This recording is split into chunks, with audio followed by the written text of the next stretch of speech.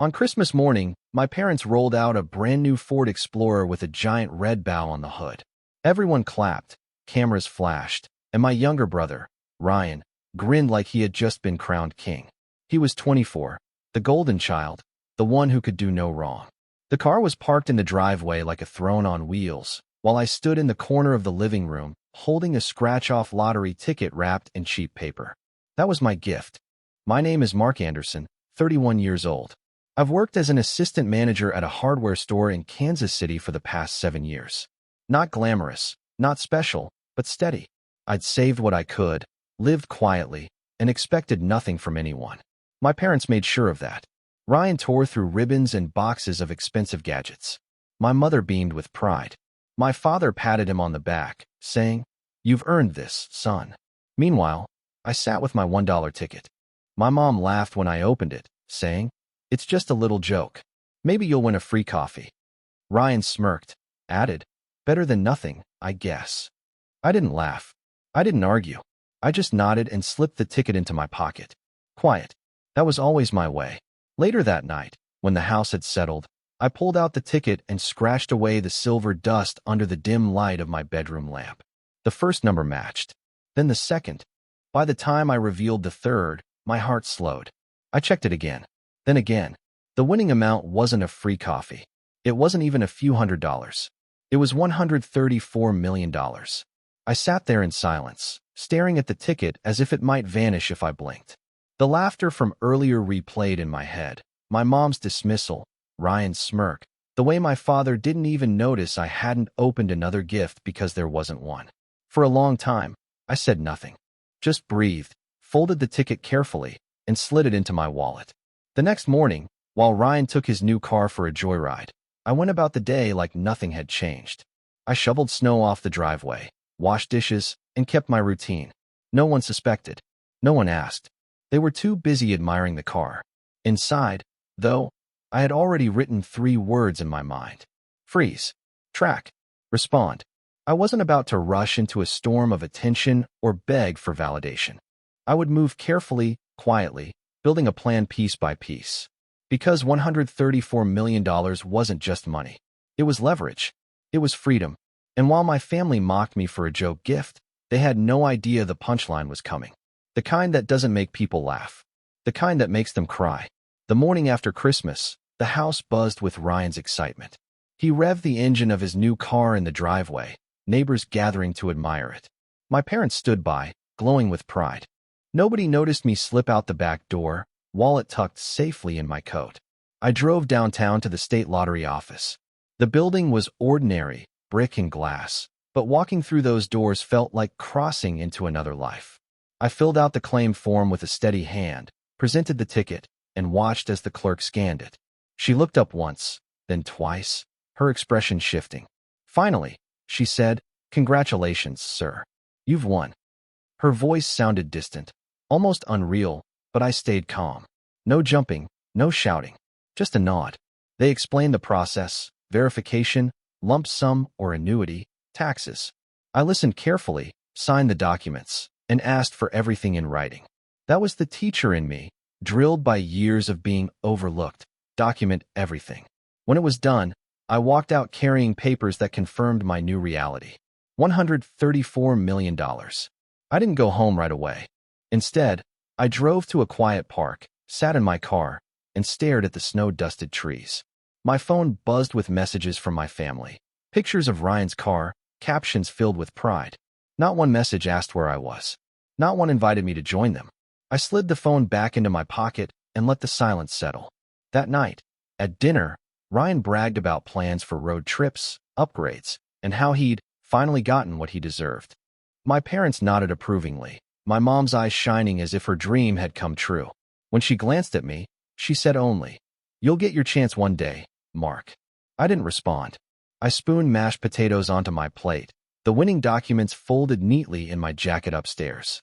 In my study later, I opened a fresh notebook and wrote 3 words across the first page. Freeze. Track. Respond. It wasn't just about the money. It was about what I would do with it and what I wouldn't. Freeze meant I'd tell no one. Not yet. Track meant I'd watch, quietly, how they behaved when they believed I had nothing.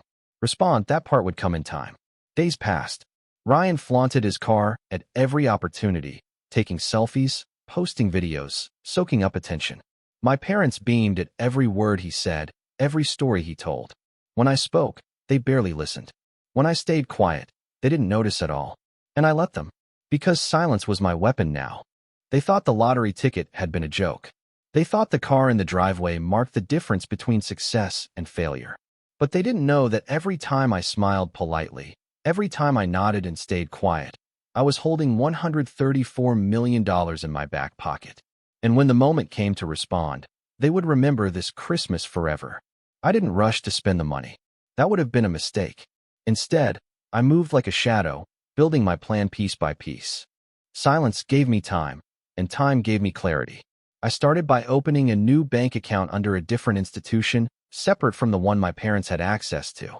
I transferred the initial winnings after taxes into a trust, shielded by lawyers who specialized in keeping names off public records. They explained anonymity was possible in our state, if done correctly. I nodded, signed the papers, and made sure every step was documented. No one could trace the fortune back to me unless I wanted them to. Back home, life carried on as if nothing had changed.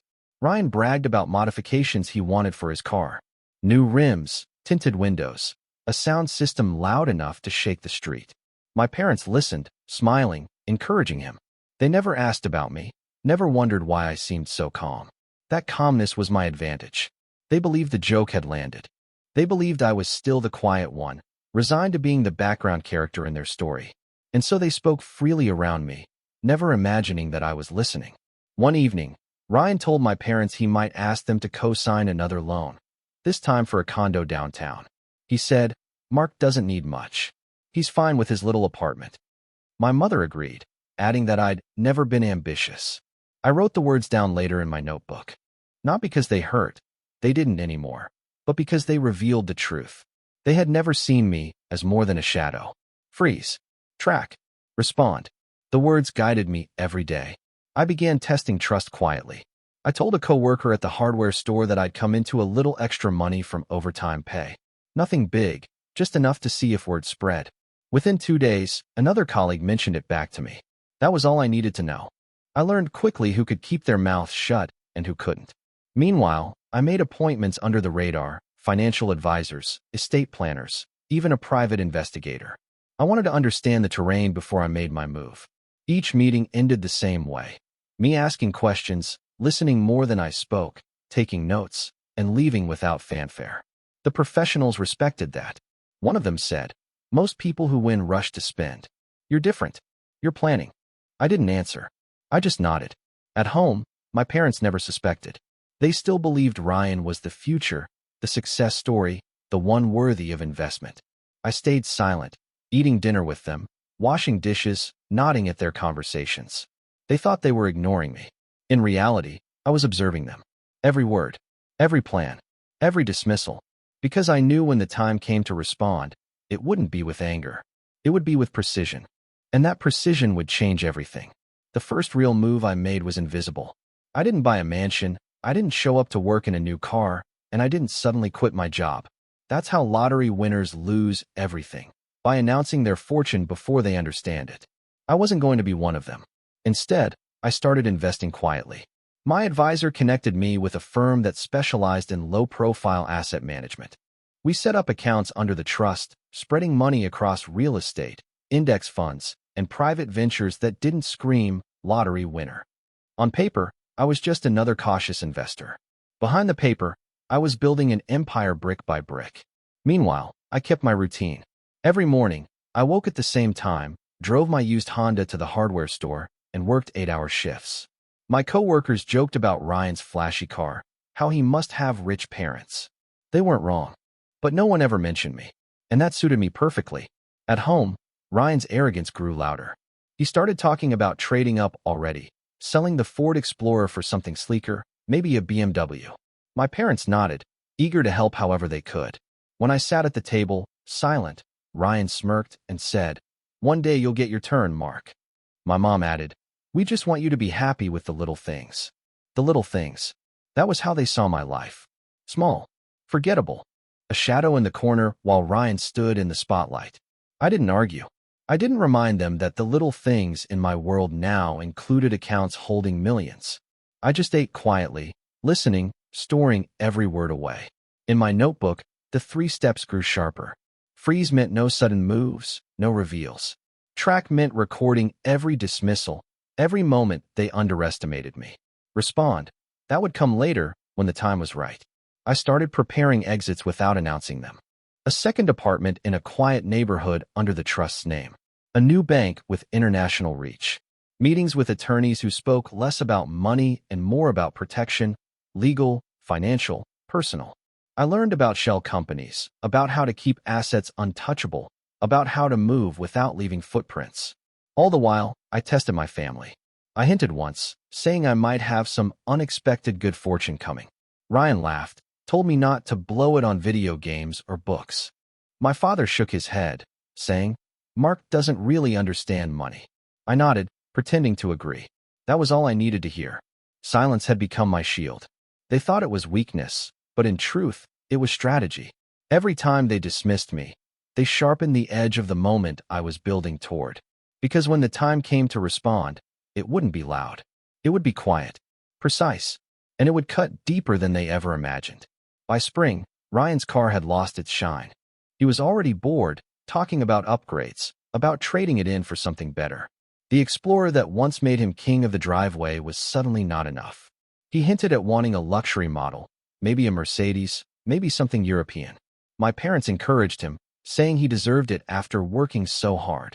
I stayed silent, sipping coffee at the table, watching the cycle of greed turn like gears. It fascinated me how quickly enough became not enough. Ryan had a brand new car, support from our parents, and more praise than he could ever use. Yet he still looked restless. I could see the hunger in him, the same hunger I knew would only grow. It wasn't about cars or condos. It was about never being satisfied. Meanwhile, my silence gave me power. Every day I let them think I was still the same. The overlooked son, the one who didn't ask for much. They never asked about my savings, never wondered why I seemed so calm. They thought I was invisible. And invisibility is a powerful weapon when no one suspects you're holding the winning cards. At work, I learned something else. A coworker mentioned casually that Ryan had been bragging about asking our parents for more money. Apparently, Ryan had told people that he was the one worth investing in while I was just wasting time at a hardware store. I didn't confront him. Instead, I wrote it down in my notebook, another piece of evidence for the bigger picture. Track. Always track. The pressure around Ryan grew. He signed on for a condo loan he couldn't fully afford. He racked up credit card bills trying to maintain the image of success. And every time he came home, he talked louder, laughed harder, desperate for validation. My parents clung to his stories, blinded by pride. I stayed quiet, letting the silence deepen. My fortune remained untouched by their chaos, growing steadily in accounts they would never see. The investments began to pay dividends. Properties were secured under trust names. I was building something lasting, while Ryan was burning through everything handed to him. One evening, my father made an offhand comment. He said, "Mark will always be steady, but Ryan, he's our star." I didn't react. I simply nodded. Inside, though, I felt the truth settling like stone. Stars burn bright, but they burn out fast. Steady is what survives. By then, I knew my family's weakness wasn't malice. It was arrogance. They couldn't see beyond their own reflection. They underestimated silence because it doesn't announce itself. They underestimated me because I let them. And that was exactly how I wanted it. Because when it came time to respond, I wouldn't need to raise my voice. I would let the weight of their own greed crush them, while I stood in the same silence they had mocked. By early summer, my plan had taken shape. It wasn't about revenge in the loud, cinematic way. It wasn't about standing in the living room, waving a winning ticket in their faces. That would have been too small, too easy. I wanted something colder, something that would stay with them long after the moment passed. The first step was distance. Quietly, I found a new apartment across town. Nothing extravagant, nothing that screamed wealth. A simple 2-bedroom in a quiet building, rented under the trust's name. I moved my essentials at night, one box at a time, without a word to anyone. To my family, I was still living in the same old place. In reality, I had already stepped into a new life. At work, I kept my role, still clocking in, still managing the store.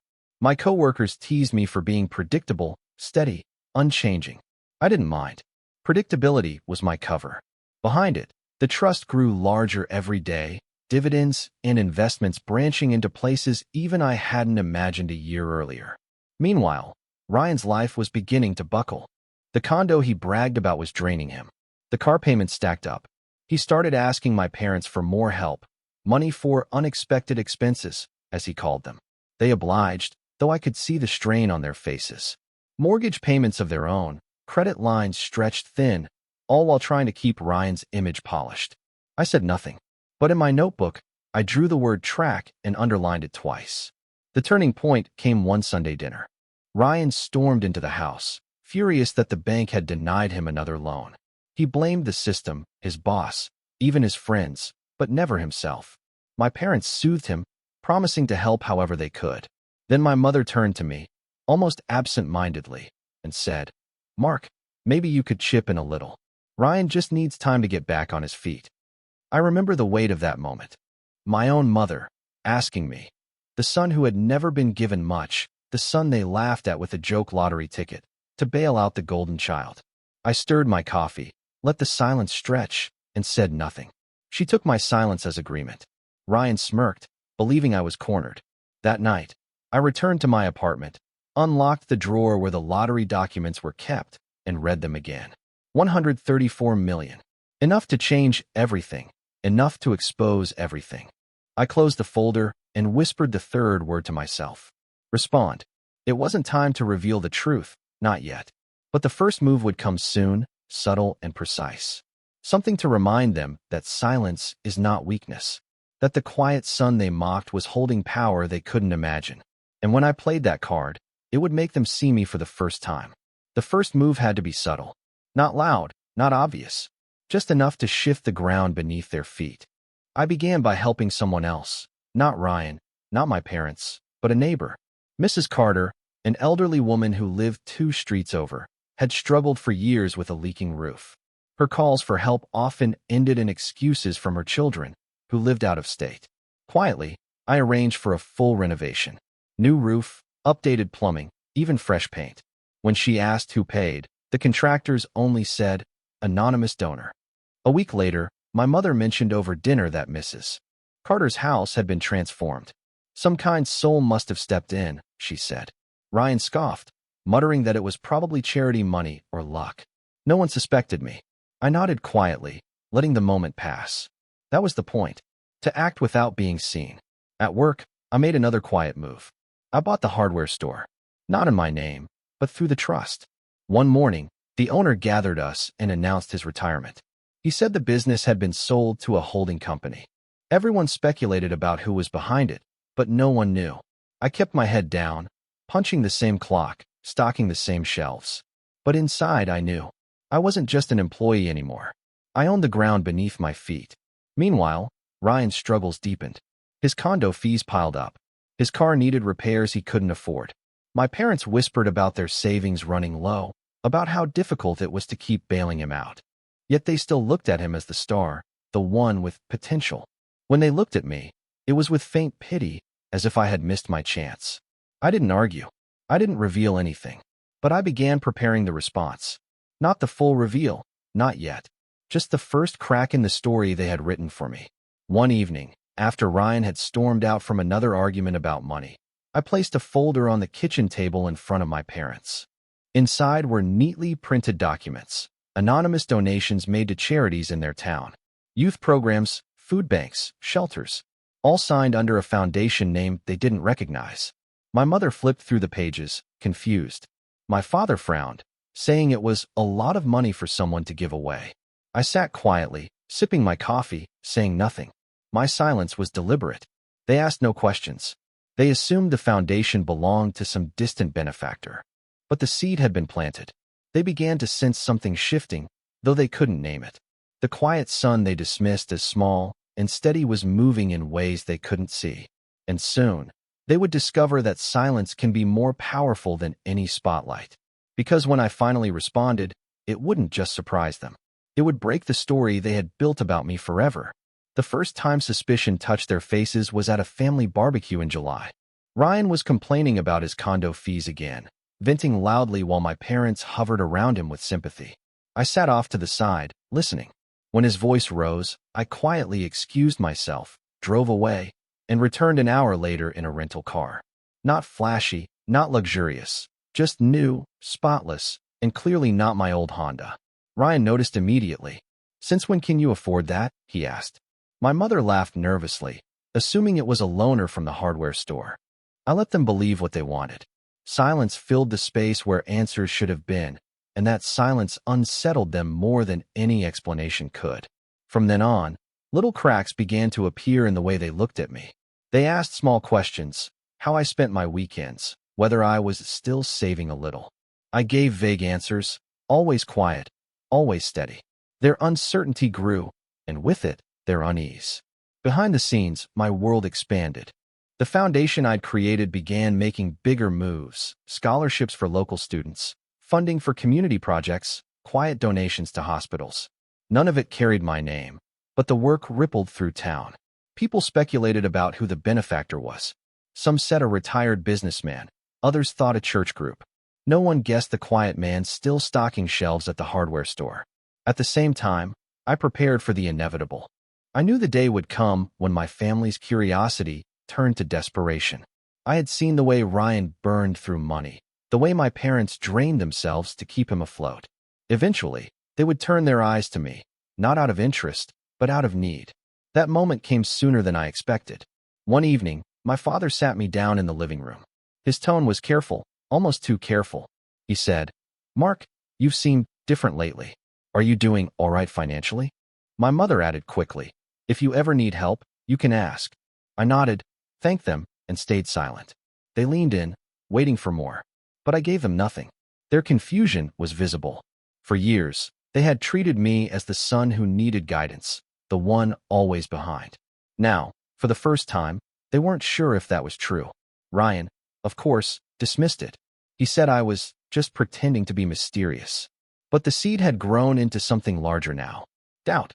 And doubt is a powerful thing. Because once people begin to doubt the story they've built about you, they start to look closer. And when they looked closer, they would realize my silence wasn't emptiness. It was control. And control is something they had never expected me to hold. It didn't take long for desperation to replace doubt. Ryan's condo payments finally caught up with him. Late notices stacked on the counter. Phone calls from creditors came daily, and the shine of his car dulled under the weight of overdue bills. My parents did their best to shield him, draining their savings account piece by piece, but the truth couldn't be hidden forever. One evening, after another shouting match between Ryan and a creditor over the phone, my father turned to me. His voice was quieter than I'd ever heard it. He asked if I could lend Ryan a little something, just to help him get back on track. My mother quickly added, "You've always been good with money, Mark. Surely you've put some aside." I looked at both of them, their faces tight with worry. For years, they had laughed at the idea of me being steady. For years, they had placed all their hopes in Ryan. Now, they were leaning on me. The irony wasn't lost on me. I didn't answer right away. I let the silence sit between us like a stone. Ryan shifted in his chair, impatient, already assuming I'd cave. When I finally spoke, my words were simple. "I'll think about it." Nothing more. Their relief was immediate, but Ryan's smirk told me he thought victory was certain. What none of them realized was that my silence wasn't hesitation. It was calculation. I wasn't deciding whether I could help. I was deciding how. In the days that followed, I began leaving traces, small hints designed to deepen their curiosity without giving them clarity. A new watch, understated but expensive. Groceries paid in cash when I had always used my card. A sleek laptop on my desk, far nicer than anything I'd owned before. They noticed. They whispered. Ryan asked outright one night, "Where's this coming from, Mark?" I shrugged, saying nothing. The silence gnawed at them. For the first time, I wasn't predictable. I wasn't the quiet shadow in the room. I was something they couldn't define, and that terrified them. Meanwhile, the foundation made another move, funding a college scholarship in our family's name.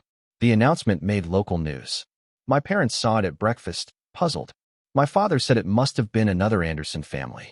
Ryan grumbled that it wasn't fair some random kid, was getting that kind of help.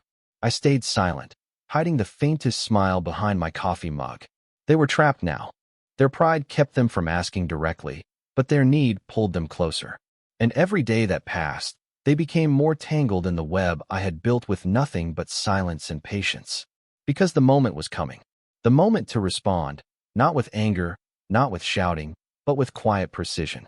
And when it came, it would make them cry. The moment arrived on Christmas morning, exactly 1 year after the joke gift. The house looked the same.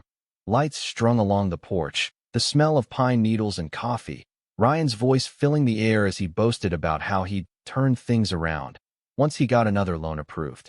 My parents clung to his words, trying to believe. I sat quietly, just as I had the year before. Same chair, same calm expression. Only this time, the silence I carried wasn't emptiness. It was power. When the gifts were exchanged, Ryan tore into his boxes, though they were smaller now. A sweater, a pair of shoes, things bought on credit my parents couldn't really afford. My mother handed me a small package, socks, wrapped hastily. Just something simple, she said, as though simplicity was all I was worth. I thanked her, placed the gift aside, and excused myself for a moment. I returned with a folder. No bows, no ribbons, just plain paper inside. I laid it on the table and slid it toward them. My father frowned, opening it slowly. His eyes scanned the documents. Proof of the foundation, the donations, the scholarships, the renovations to homes and shelters. My mother leaned over, her hand covering her mouth. Ryan snatched a page, reading aloud the name of the benefactor, Anderson Family Foundation. They looked at me, confused, stunned. Ryan stammered, This isn't you. I met his eyes but said nothing. My silence was the answer. The realization spread across their faces like a slow burn. Every unexplained detail of the past year, my calmness, the subtle hints, the shifts they couldn't name, clicked into place. My mother began to cry softly, my father's hands trembled, and Ryan's smirk finally cracked into something else, fear. I didn't gloat. I didn't raise my voice. I didn't say, I told you so. That wasn't the point. I let the silence fill the room, heavy, undeniable. They were left with their own thoughts, their own guilt, their own recognition of how deeply they had underestimated me. After a long pause, I stood, took the folder back, and walked to the door. I left them sitting there in the same house where, 1 year earlier, they had laughed at me for a lottery ticket. This time, they weren't laughing. Later, in the quiet of my own apartment, I poured a coffee and opened my notebook. The first page still read, freeze. Track. Respond. 3 words that had carried me from shadow to strength. I closed the book, knowing I no longer needed it. The response was complete. Some men shout to be heard. Some beg for recognition. I didn't need to. I stayed quiet. And in the end, that silence made them cry. What would you have done in my place? If the story hit you, leave a like. And don't forget to subscribe. It only gets stronger from here.